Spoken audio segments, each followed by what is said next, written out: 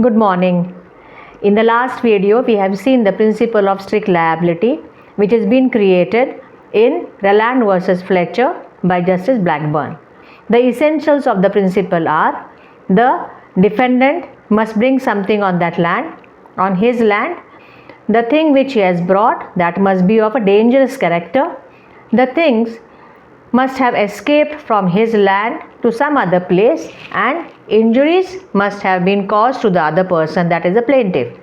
If injuries are caused, then the plaintiff can file a case for getting compensation, and in this case, if these essentials are fulfilled, then the principle of strict liability will apply and the defendant will be made liable. But today we are going to see exceptions. It means this principle will not apply in that particular case.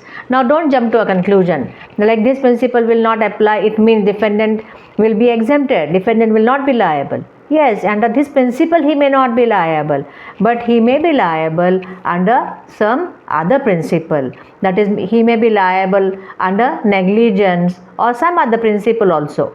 Just this principle will not apply. Now the exceptions for strict liability are 10 in number.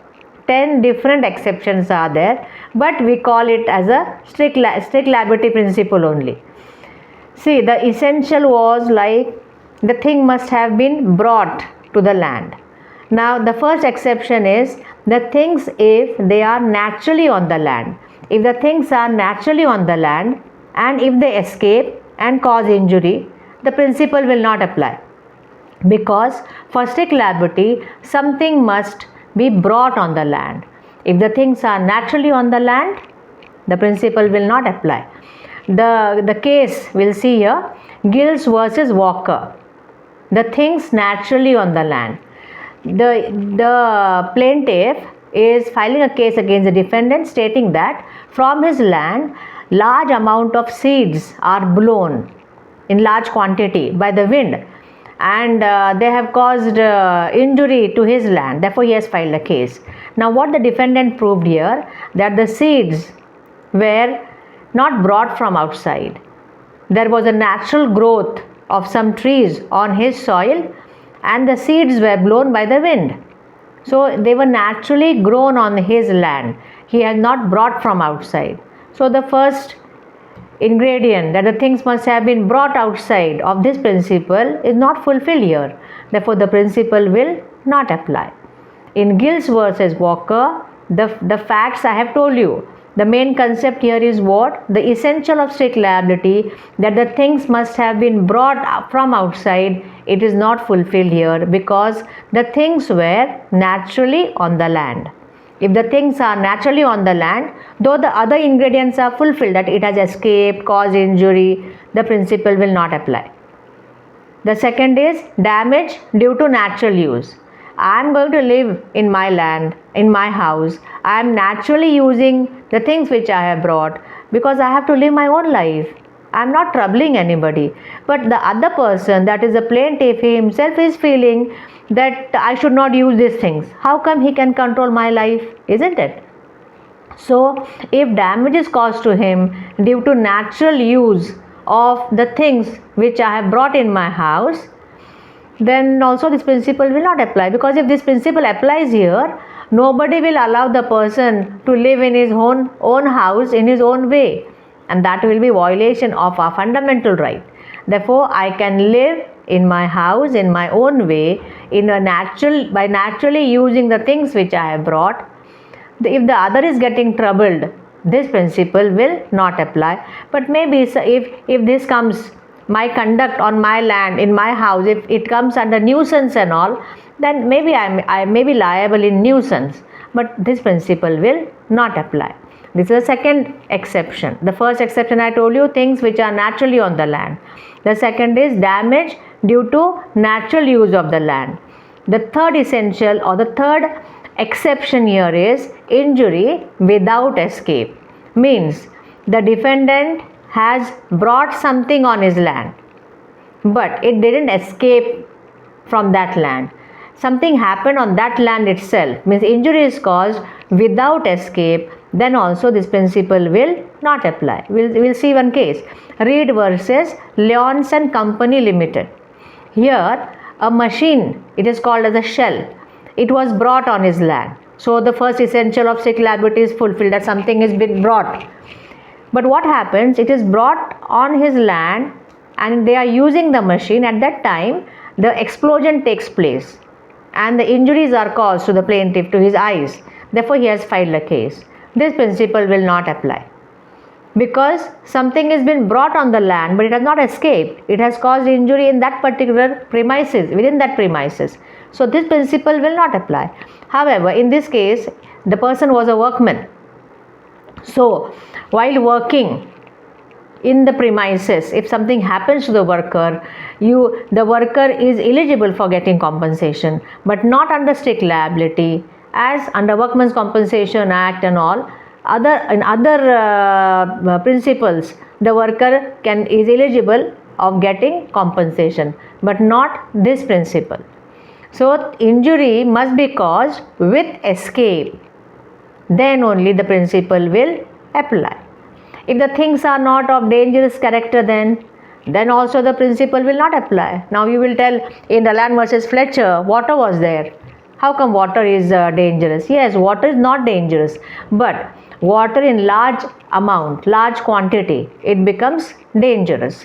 So damage due to natural use of the land, things naturally on the land, injury is caused without escape, and if the things are not essentially dangerous, then this principle will not apply.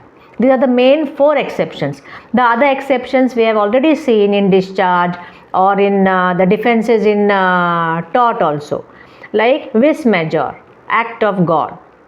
Act of God. If something escapes, I have brought for my purpose, I have kept in my premises, but the thing escapes not because of me, it escapes because of some natural calamity or act of God, then also I will not be liable. Similarly, I brought the thing for myself. It may be dangerous, but if some third person, not God, but some third person has done something because of which the escape has taken place or injury has taken place, then also the principle will not apply. Lots of exceptions are there. Rickard versus Lothian, this case is there for this point, act of third party. That is, some third person, it is proved that some third person was there on the terrace, and what he did, he maliciously blocked the waste pipe and opened the tap. Because of the tap water, what happened? The water went to the plaintiff's premises from the terrace, and therefore he has filed a case against the owner of the tank, that from your tank water has been coming continuously in my house and damage has been caused. In this case, the defendant proved that the tap was opened by some third person, I think, because some third person was there present. It was proved that some third person was there, and what he did, he maliciously blocked the waste pipe. As the waste pipe were blocked, the water went to the plaintiff's premises and it has caused injury to him, damage to him. Therefore, he is not liable, the third person is liable. Therefore, for act of third party also, the principle will not apply. Another is common benefit or act of plaintiff. You can say this is contributory negligence or voluntary non-fit injuria, consent of the plaintiff. If the plaintiff has given the consent to bring something on the land, then if it causes injury to him, then he can't complain. We have seen voluntary non-fit injuria. If a person himself gives a permission for something, he gives a consent, then afterwards he cannot grudge.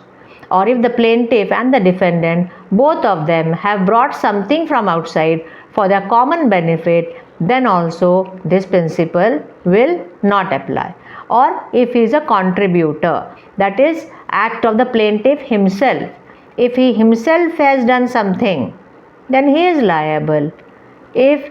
Then how can he claim something compensation from the defendant? Because the damage is caused to him because of his own act. He is a contributor in that. Therefore, this principle will not apply. And moreover, this principle does not apply against statutory authority.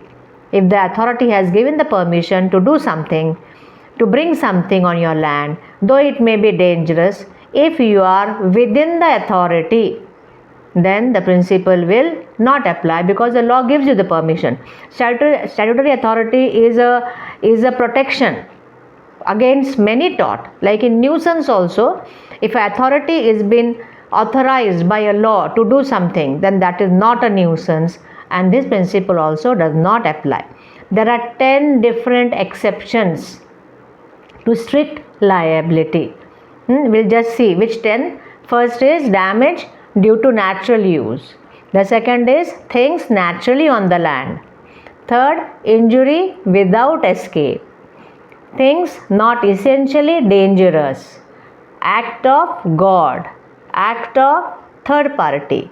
Statutory authority. Act of plaintiff. And consent of the plaintiff. One more is left. Common benefit. These are the 10 exceptions to the principle of strict liability. Therefore, it does not remain strict, isn't it? 10 exceptions are there. Okay. Bye bye. See you in the next video.